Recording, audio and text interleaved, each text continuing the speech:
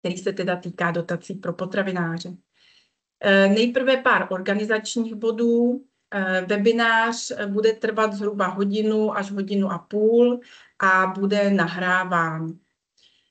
Otázky můžete psát do chatu, kde vám kolegyně vše zodpovědí, a nebo můžete se ptát, určitě na konci dostanete prostor. Ráda bych nejprve představila naši firmu, která má historii 27 let a v rámci poradenství má opravdu širokou škálu služeb. Někteří z vás s námi spolupracují a vědí, že se tedy služby dotýkají hlavně auditu, poradenství v legislativě, HACCPů a dalších systémů kvality, vyšších systémů potravinářských, jako je IFS, VRC. Pomáháme při přípravě před kontrolou dozorových orgánů, děláme značení jak potravin, tak nepotravin a v neposlední řadě tedy pomáháme získávat podnikům dotace na jejich technologické nebo stavební záměry.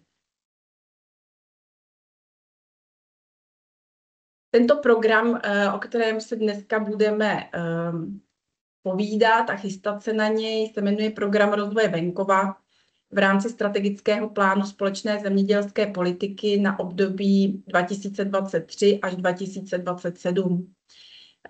Tento program, výzva na něj je vyhlašovaná vlastně každoročně. Bývá to teď každý rok na podzim, kdy můžete v období zhruba 3 týdnů odevzdávat žádosti o dotace na vaše záměry.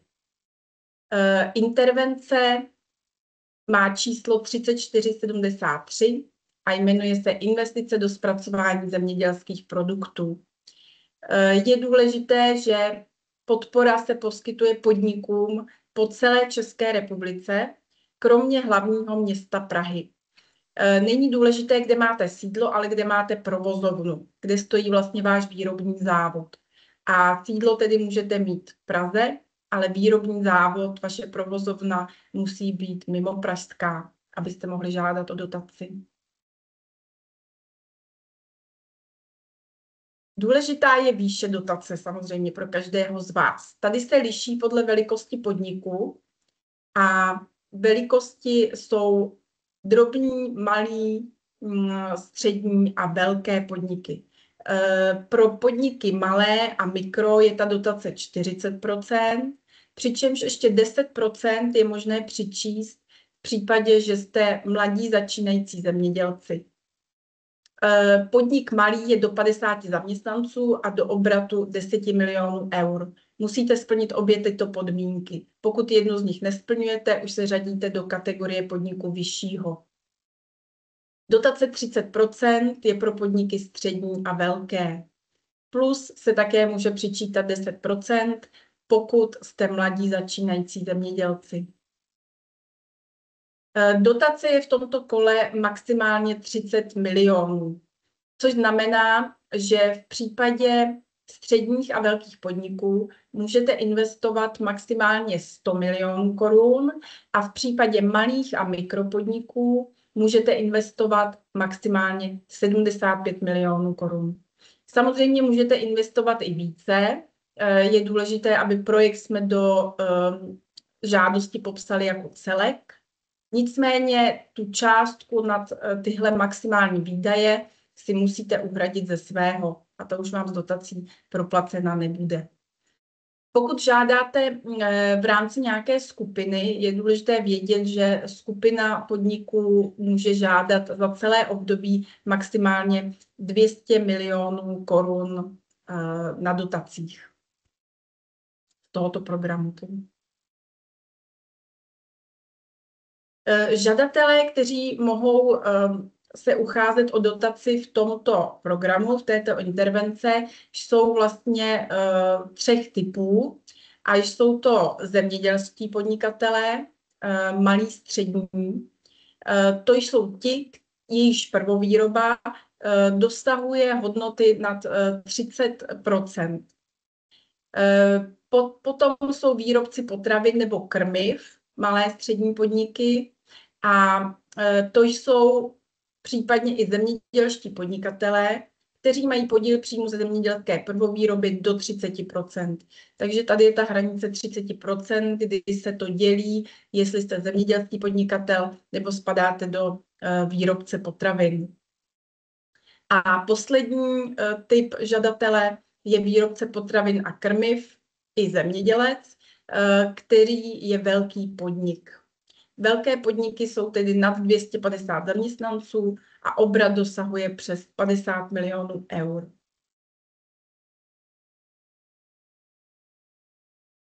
Jaké jsou základní předpoklady, abyste mohli žádat dotace v rámci programu rozvoje venkova?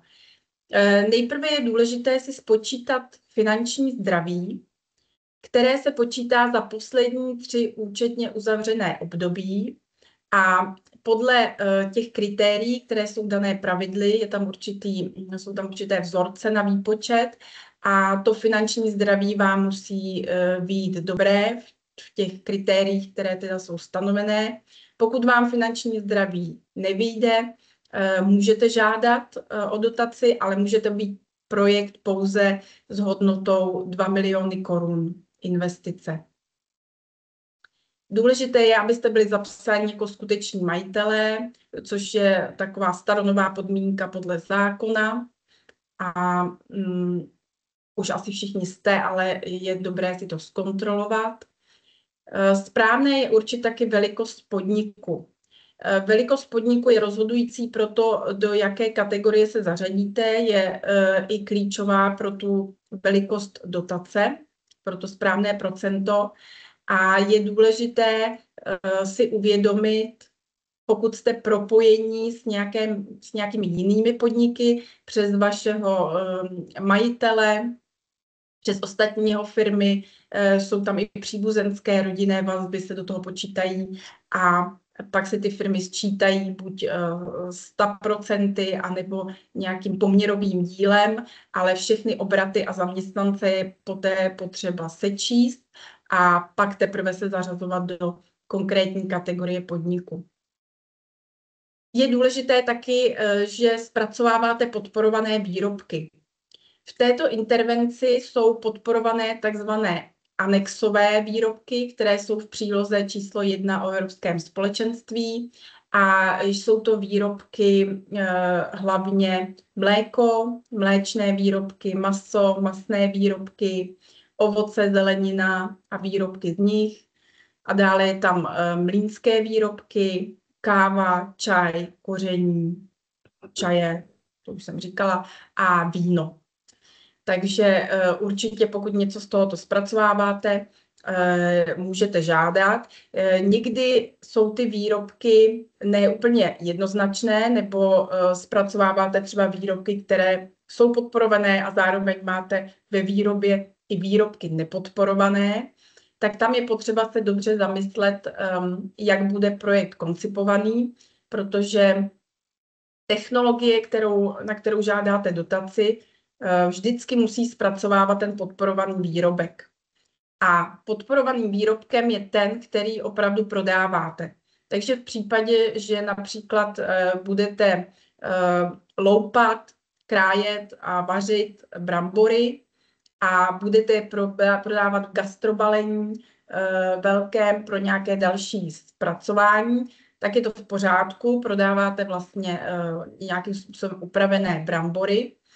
Ale v případě, že ty brambory použijete do hotového jídla a prodáváte krabičky, kde je brambor, příloha, maso, nějaký salát, zelenina, tak už výrobkem je hotové jídlo a to vlastně není podporovaný výrobek.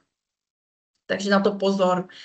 Pokud je výrobek takového charakteru, že si nejste jistí, jestli je podporovaný, nespadá do nějaké z této kategorii, tak je dobré si to nechat zařadit přes celní úřad, který vám vlastně k výrobku přiřadí podle složení procentuálního určitý kód a podle kódu vlastně je možné rozklíčovat, jestli výrobek je podporovaný nebo není v rámci této intervence.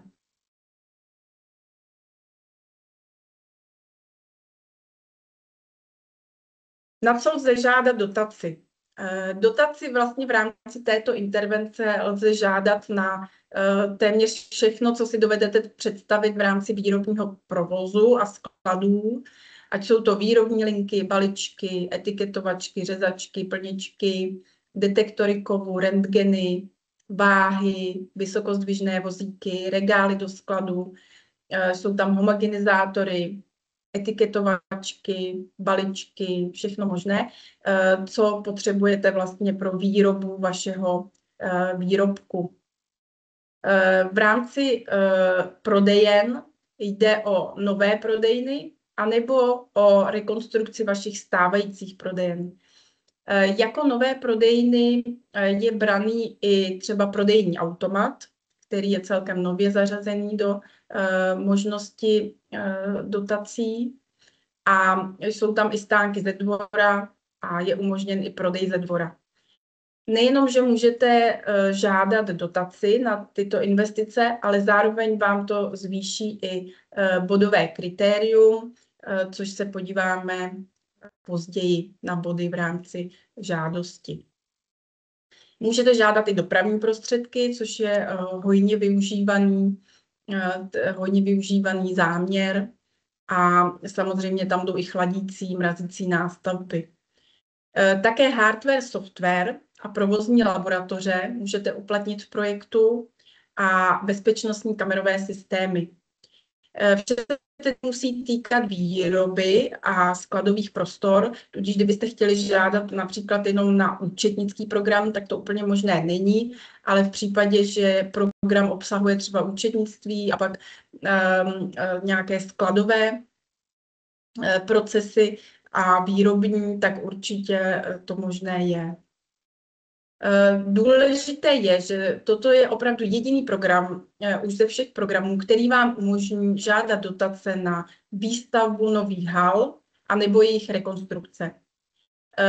Tam je to samozřejmě podmíněno tím, že musíte mít stavební povolení a musíte ho včas doložit, jak si posléze taky řekneme. Můžete žádat i na čistírny odpadních vod samozřejmě a určité investice související se skladováním druhotných surovin.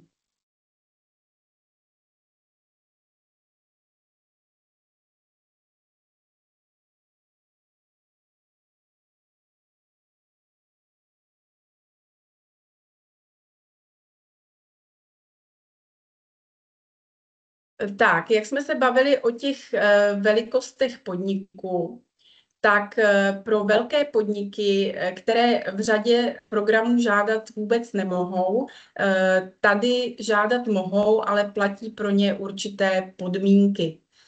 Těmi podmínkami jsou úspory,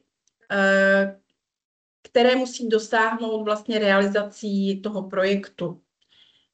Úsporu si vyberou jednu z těchto vyjmenovaných úspor a tu musí dosáhnout prostřednictvím tedy investice do technologie nebo té rekonstrukce a stavby, a počítá se to kumulativně za celý projekt. Tedy v případě, že máte jednu technologii, která vám uspoří o dané procento energii nebo cokoliv jiného z těch úspor a další technologie třeba to neuspoří, tak ale v rámci kumulativního vlastně počítání za ten projekt, pokud dosáhnete jednou technologií, je to v pořádku a počítá se to. Takže tam jde o snížení spotřeby energie, kterou musíte snížit minimálně o 10%, což je takový nejvíce asi využívaný bod, nebo úsporu vody o 5%, dále jde o znovu využití odpadních vod, nebo snížení množství používaného obalového materiálu o 10%, přechod na recyklované obaly minimálně 50%, snížení množství potravinového odpadu minimálně o 5%, nebo je projekt zaměřený pouze na bioprodukci. Všechna tato kritéria, vlastně pokud si vyberete jedno z nich, musíte doložit nějakým znaleckým posudkem. Každý má svého konkrétního znalce nebo úřad, který se tím zabývá.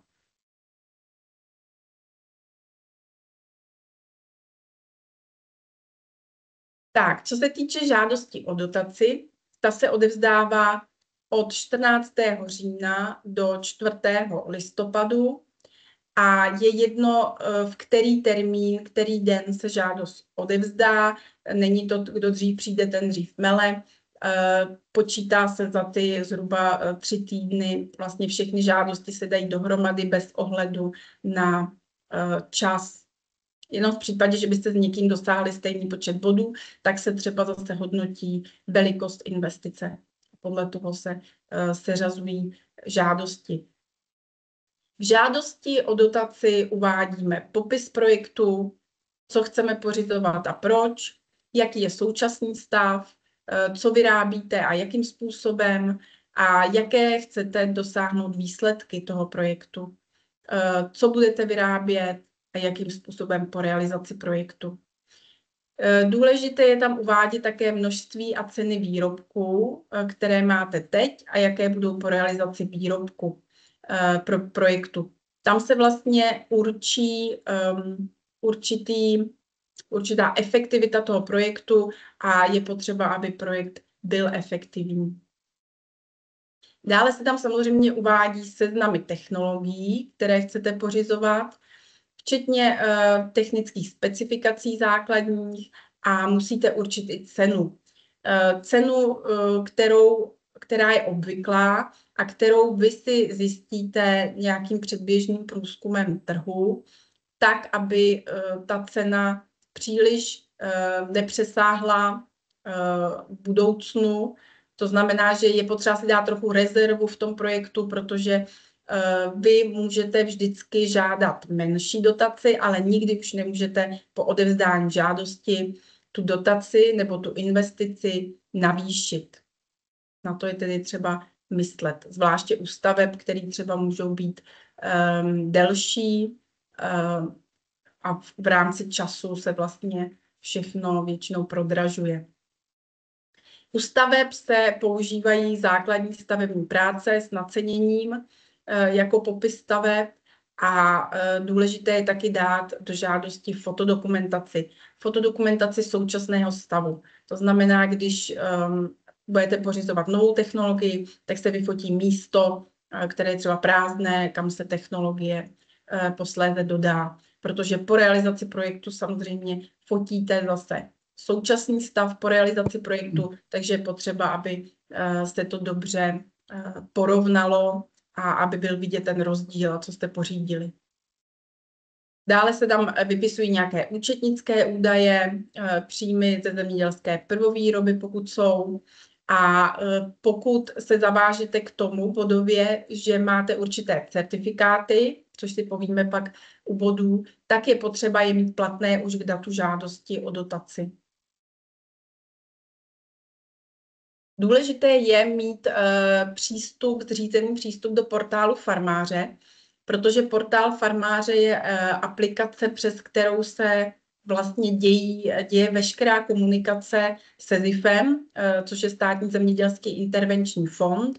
Je to implementační agentura, která kontroluje, jejíž úředníci kontrolují všechny dokumenty, které jim posíláte a vyžadují si nějaká doplnění a upřesnění. A komunikace tedy probíhá přes portál farmáře. To zřízení je v celku jednoduché, dneska už to jde online a pak vlastně dostanete jméno a heslo, které v případě, že vám projekt administrujeme, tak vám ten portál obhospodařujeme, hlídáme všechny potřebné termíny a stahujeme vlastně ty formuláře, které jsou povinné v rámci portálu farmáře a dotačních pravidel a vyplňujeme je a zase je nahráváme na portál farmáře, kudy se vlastně posílají na ten SZIF.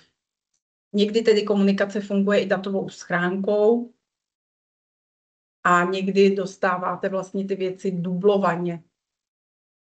I datovou schránkou, i přes portál farmáře. Ale lepší dostat vícekrát, než vůbec tu informaci. Tak, tady se dostáváme k bodům, jak jsme si řekli. Vy si sami vlastně určujete, které body projektu přiřadíte a ke kterým projektům, ke kterým bodům se zavážete. Jsou určité body, které jsou samozřejmě neovlivnitelné, jako je třeba, jako jsou body za komoditu, a to jsou body, které náleží mléku 8 bodů, masu 8 bodů, ovoci zelenině 8 bodů, krmivo má 6 bodů a mlýnské výrobky 5 bodů. Chmel a víno 4 body a další komodity, které třeba i jsou podporované, ale nevidíte je tady, tak ty vlastně nezískají body žádné. Takže vidíte, jaké jsou vlastně preference, které projekty, kteří výrobci jsou upřednostňovaní. Dále jsou tedy důležité a bodované certifikáty. Jednak je to certifikát na výrobek, kterých můžete mít celou řadu. Vy si vyberete jenom jeden z nich, ono se to nijak nesčítá, kdybyste měli víc certifikátů, že budete mít víc bodů. Prostě máte 10 bodů, pokud máte jeden nebo více z těchto certifikátů. Je to certifikát klasa nebo regionální potravina, chráněné zeměpisné označení, označení původu, značení tradiční specialita, nejlepší biopotravina roku nebo česká cechovní norma. Některé ty značky vlastně dělají hodnotitelské komise, kde ten váš výrobek hodnotí. Některé zase jsou bez komise a fungují třeba na žádost. Dále je to certifikát procesu, což jsou certifikáty, které máte v případě, že máte nějaký systém kvality zavedený u vás ve výrobě. Ten nejnižší systém je HCCP.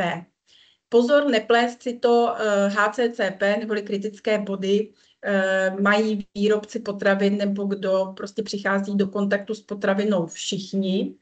Nicméně tady se rozumí auditovaný a certifikovaný HACCP, což je ještě určitá nadstavba těch kritických bodů HCCP. Je to nadstavba dokumentace a pak musí přijít auditor z certifikační společnosti a ten vám vlastně zaudituje ten proces a pak následně dostáváte certifikát, pokud to projde v pořádku. Za certifikáty HCCP a podobně je 5 bodů. Takže vidíte, že ty certifikáty na výrobek, klasa a podobně jsou v tomhle případě ještě důležitější. A jsou to věci, které, když nemáte, můžete si vlastně zařídit a obstarat. Teď už je teda za 5 minut 12, ale ještě by se třeba něco dalo vymyslet v rámci těch certifikátů. A s tím vám můžeme taky pomoct. Pak jsou tam body za výdaje. Výdaje do 3 milionů, tam získáte 5 bodů. Pokud máte výdaje 3 až 10 milionů, je to za 4 body a 10 až 15 milionů jsou 3 body. Takže vidíte, že jsou upřednostňované menší projekty, nicméně nejsou to zase body, které by byly nějakým způsobem rozhodující, takže i s velkými projekty lze uspět. Dále získáváte body za vývoz vašich produktů mimo země EU a musíte mít minimálně 250 000 korun v posledních 3 letech. A za to jsou 3 body. Dále získáváte body za prodejnu. Jak jsme o tom mluvili, že to je investice, na kterou získáváte dotaci a zároveň se vám za ní počítají body. Za novou prodejnu získáváte 10 bodů a za rekonstrukci stávající získáváte 5 bodů. Tou novou prodejnou se myslí jak vaše třeba podniková prodejna, kterou si třeba zřídíte novou, tak v případě, že máte již podnikovou prodejnu, tak si můžete třeba zařídit podnikovou prodejnu na jiném místě, anebo to vyřešit takzvaně prodejním automatem, který můžete umístit, kde se domluvíte, kde chcete a potřebujete a kde vám to bude nějakým způsobem třeba užitečné. To, co většinou se úplně mnoho firm nesplňuje, jsou tedy biopotraviny, kde máte určité hranice, že více než 75% podíl příjmu na produkci biopotravin nebo 25 milionů je 10 bodů a 10 až 75% podílu příjmu z produkce biopotravin na celkových příjmech nebo 10 až 25 milionů je 5 bodů. Je to kritérium, ke kterému se zavážete relativně na dlouhou dobu. Je to 5 let od obdržení dotace. Musíte vlastně vykazovat tyhle hranice, takže v případě, že se úplně nevěnujete biopotravinám, tak je tohle kritérium docela náročné udržet v případě, že se k němu zavážete. Dále získáváte body za sociální podnik, což jsou 3 body. Také málo kdo tedy je sociálním podnikem. A pak to je výroba energie z obnovitelných zdrojů s minimálně instalovaným výkonem 10 kW. Za to jsou 3 body. A počítají se do toho tepelná čerpadla, soláry, bioplynky, fotovoltaické elektrárny, větrné a vodní elektrárny a kotle na biomasu. Takže všechno tohle to můžete využít pro vaše body. A dále je tam ještě bodové kritérium, které jsem ani nezmiňovala. V případě, že patříte do nějaké skupiny, do skupiny APE, která se podílí na výzkumu a vývoji a podává projekty, tak můžete v případě, že využijete výsledky těch výzkumů, tak jsou tam taky určité body.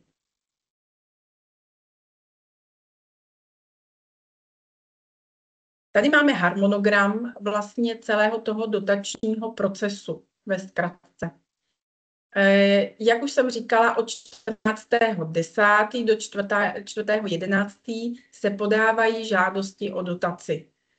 Opravdu ten termín je hraniční, myslím, že je to 18. hodina toho 4. listopadu a ani 5 minut po 18. hodině nemůžete projekt podat, takže doporučuji podávat projekty dříve, protože poslední den bývá ten systém docela zahlcený. Podává se to samozřejmě přes ten portál farmáře, jak jsme si říkali.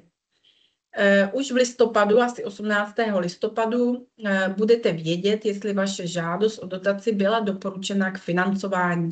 Vyjde vlastně takový seznam doporučených žádostí, kdy ty žádosti jsou seřazené podle počtu bodů, ke kterému se každý ten projekt zavázal a které body si vlastně určil, že ten projekt dosáhne. A v případě je to seřazeno od nejvyššího do nejnižšího a v případě, že dojde alokace na ty body, na ty projekty, tak se udělá čára a ty nad čárou získávají dotaci a ty pod dotaci nezískávají. Takže záleží, kde se umístíte a my samozřejmě máme nějakou představu o počtu těch bodů, které byste měli dosáhnout, aby ten projekt byl úspěšný. Pokud máte projekt doporučený k financování, tak se vás týká odevzdávání příloh, který vlastně probíhá, tenhle proces probíhá až do března 2026 a dokládáte tam jednak nějaké jednoduché přílohy, jako jsou půdorysy, katastrální mapy a ty certifikáty, ať už je to Klasa nebo HACCP a podobně. V případě, že jste se k nim zavázali, je potřeba je mít platné už k datu žádosti o dotaci, ale odevzdáváte je pak k tomu březnu vlastně v rámci těch příloh. Nejdůležitější v rámci těch příloh je provedení výběrového řízení na dodavatele vaší technologie nebo stavby. To výběrové řízení dneska už je posunutá hranice investice, od kdy se dělá výběrové řízení. Pro technologie je to 6 milionů korun a pro stavby je to 18 milionů korun. Pokud se dostanete do této hranice, máte projekt balík technologie nebo balík stavby do této částky, tak nemusíte dělat výběrové řízení a pouze uděláte přímý nákup, kdy se domluvíte s jedním dodavatelem, s tím uzavřete smlouvu a ten vám dodá technologii nebo stavbu. A je dobré v tomto případě mít nějaké 1 až 2 nabídky konkurenční, které ukazují, že ta cena, kterou jste si vy vybrali, kterou máte ve smlouvě, že v té době byla obvyklá, že jste teda ten projekt ani nenadhodnotili, ani nepodhodnotili. Ta nemá žádné zvláštní parametry, může to být i ofocené třeba z internetu, pokud tam je třeba naceněná ta technologie, kterou vy máte. V případě, že ta vaše technologie nebo stavba přesáhne tyto hranice, u technologie 6 milionů, u stavby 18 milionů, tak je potřeba udělat výběrové řízení. Nejdříve se stanoví parametry do zadávací dokumentace, kde se ta technologie popíše se, co chcete a nějaká hlavní kritéria a vyvěsí se to na internet, na kterém to visí zase podle výšky té investice 17 dní až 32 dní a potom vlastně získáváte nabídky, které hodnotíte. Je možné vlastně výběrové řízení zrušit bez udání důvodu v případě, že se tam něco nepovede, nebo je možné ho kdykoliv vlastně stáhnout, zrušit a vyvěsit nové, upravené. Docela často se stává, že dodavatelé posílají dotazy k výběrovému řízení a tam je potřeba pak zodpovídat dotazy a případně prodlužovat tu dobu, kdy visí to výběrové řízení. K samotnému teda odevzdávání příloh odevzdáváte už smlouvu s vybraným dodavatelem. Takže musíte vlastně do toho března stihnout vysoutěžit dodavatele a podepsat s ním smlouvu. Od toho března zhruba do května probíhá kontrola. Kontrola veškerých těch dokumentů, co jste odevzdali od ZIFu, Státního zemědělského intervenčního fondu. A zhruba od toho května, květen, červen, chodí takzvaná doplnění. Můžou být 1 až 3 doplnění a většinou v nich ZIF chce něco vysvětlit, dodat, popsat jinak, doplnit, upravit, tak, aby měli ten projekt tak, jak potřebují pro svoje účely.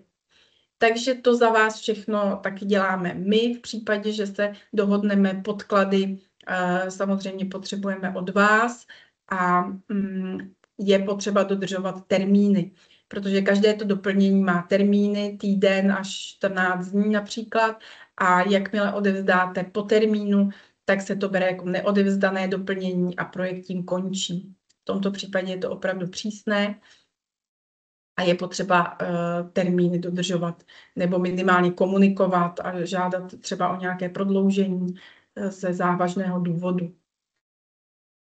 V případě, že doložíme veškerá doplnění v pořádku, tak pak se podepisuje dohoda o poskytnutí dotace. To připadá někdy na červenec nebo léto a vidíte tedy, že celý ten proces až do podepsání dohody probíhá téměř rok a vy pak můžete od té dohody, máte na realizaci vlastně 2 roky. Takže vy můžete po celé ty 2 roky realizovat projekt. A od podání žádosti je to téměř tedy 3 roky, takže je dobré se zamyslet v případě, že podáváte teďka žádost o dotaci, co v budoucích 3 letech plánuji za investice a co by se mi hodilo tam tedy do toho projektu dát. Protože projekt může být pouze jeden na žadatele, ale můžete tam dát vše, co se týká vlastně vaší výroby a provozu dohromady. Když podepisujete dohodu, tak vlastně máte už jistotu, že dotace vám bude poskytnuta. Nicméně realizovat ten projekt můžete už po podání žádosti. Záleží na tom, jak spěcháte a jestli byste ho realizovali i bez dotace. Většinou obvyklé je, že se čeká na tu dohodu, kdy už má člověk jistotu a poté realizuje projekt. Nicméně pokud byste realizovali projekt i bez dotace, můžete hned po dotaci a samozřejmě po výběrovém řízení nebo přímém nákupu můžete nakoupit technologii nebo zrealizovat stavbu. Výběrové řízení lze realizovat ještě před žádostí o dotaci, ale smlouva a faktury už musí následovat až po žádosti o dotaci.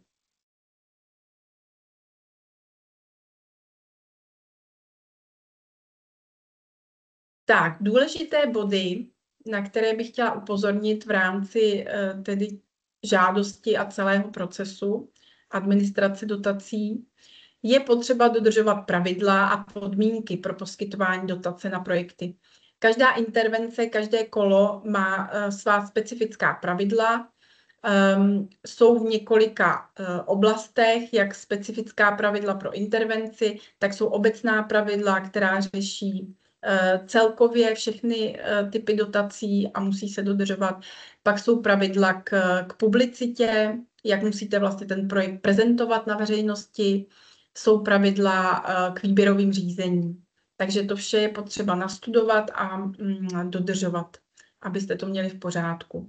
Protože ne všechno je opravitelné a ne ke všemu se můžete vrátit v průběhu administrace.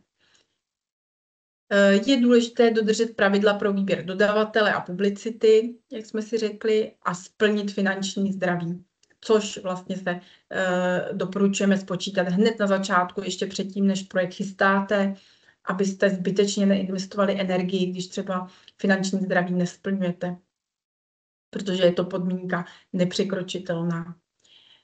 Dále se komunikuje přes portál farmáře, jak jsme si řekli, jiné možnosti nejsou, nemůžete posílat e-mailem ani datovou schránkou žádosti, je to opravdu jediný komunikační kanál.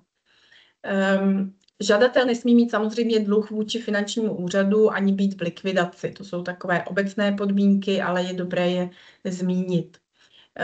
Musíte být v evidenci údajů o skutečných majitelích, což je taková ta novější povinnost a je potřeba dodržovat veškeré zákonné povinnosti na svůj podnik, na právnickou osobu nebo fyzickou osobu a provoz.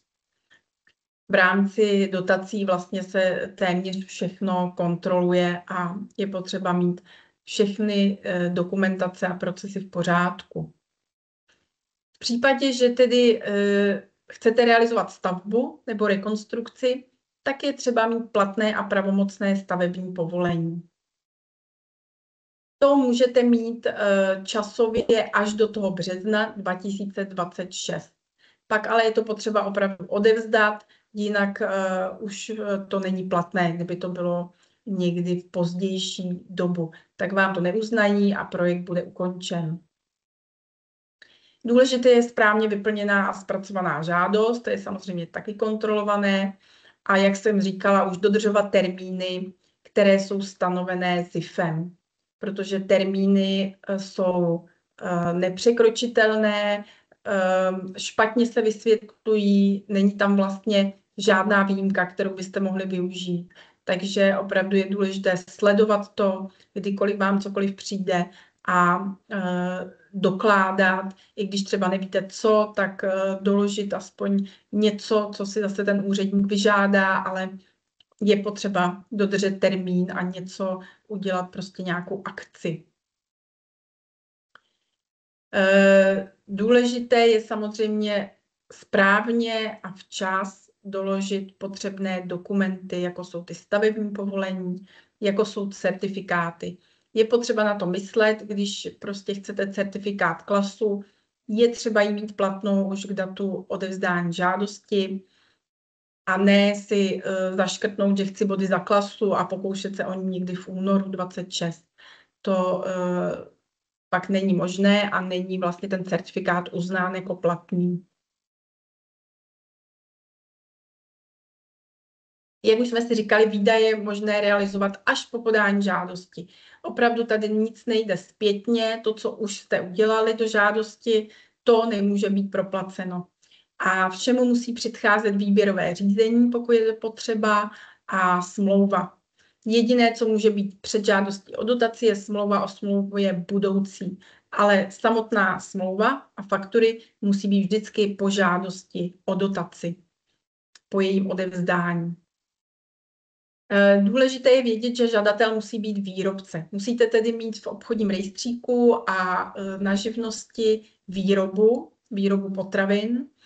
A pokud poskytujete služby, jako se stává třeba u bouráren, že není to tak, že by od někoho nakoupili maso, rozbourali a prodali, ale když k ním maso přivezete, oni vám ho nabourají a vyplatíte jenom za tu službu. Takže v tom případě případě jsou poskytovatelé služeb a je potřeba aspoň, aby byla více než 50% vaše vlastní výroba. Pak doplňkově můžete ty služby taky vykonávat. Důležité je, že opravdu provozujete výrobu. Ta výroba v těch dotacích je myšleno přidávání hodnoty těm potravinářským produktům. To znamená, že do nich nějak zasáhnete, změníte jejich chuť, vůni, tvar, barvu, skupenství. Neznamená to čisté třeba přebalení potraviny. Přebalení potraviny není výroba a v tom případě nemůžete třeba žádat na balíčku, pokud máte ovoce, zeleninu, pouze nakoupíte ovoce, zabalíte po 2 a prodáváte. Není to bráno jako výroba. Musí dojít k nějaké úpravě. Jak jsme si říkali, je důležité znát velikost podniku, jestli jste malí, střední, velcí, a to je potřeba brát v úvahu i ty firmy, které jsou s vámi propojené, a mít to dobře, opravdu dobře zvážené a zjištěné, s kým jste propojení a kdo tedy má vliv na tu velikost vašeho podniku. Prokazuje se tam ten příjemce zemědělské prvovýroby, o 30 a více procent u zemědělce, a v případě, že jste výrobce potravin, tak je to do těch 30%. Důležité je, že musíte mít schválený účel užívání stavby na činnost, na kterou žádáte dotaci.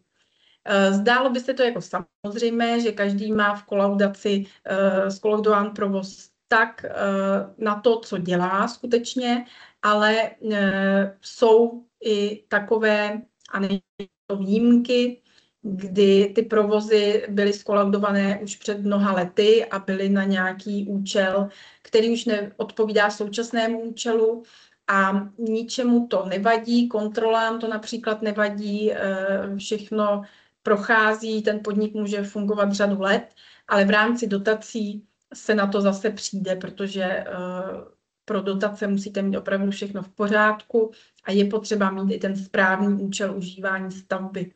Takže i tohle doporučujeme zkontrolovat.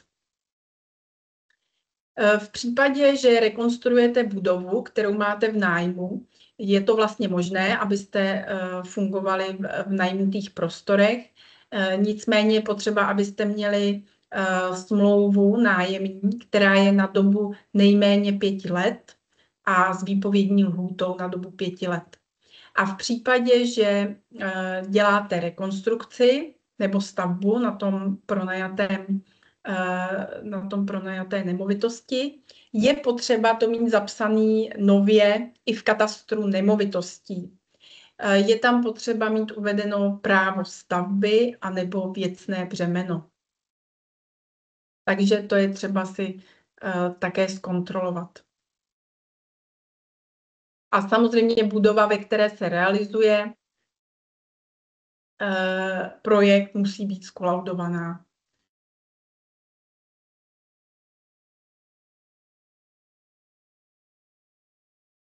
Tak, dostali jsme se relativně rychle ke konci a tady je prostor pro otázky. Jestli někdo máte, klidně se můžete přihlásit tím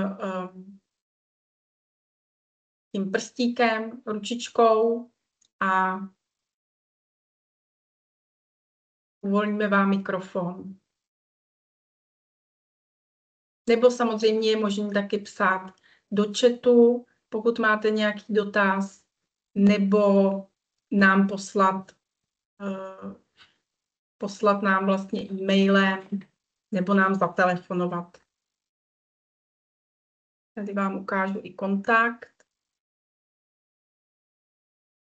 na který můžete telefonovat nebo psát e-maily.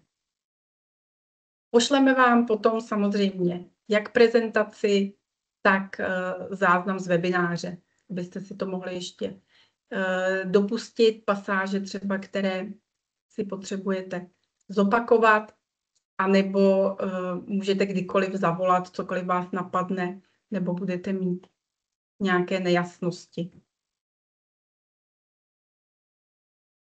My samozřejmě vám s projektem rádi pomůžeme.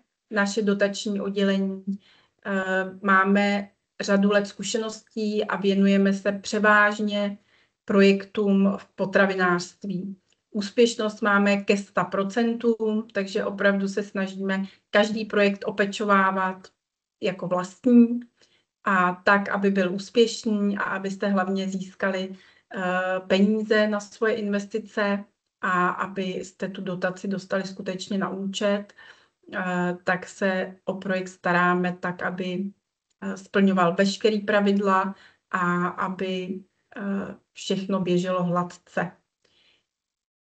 Máme klienty, kteří se k nám vracejí, takže to je pro nás nejlepší vizitka toho, že to děláme dobře a že i klienti jsou spokojení. A to je samozřejmě nejdůležitější, aby za náma byly vidět ty výsledky a aby bylo všechno úspěšné.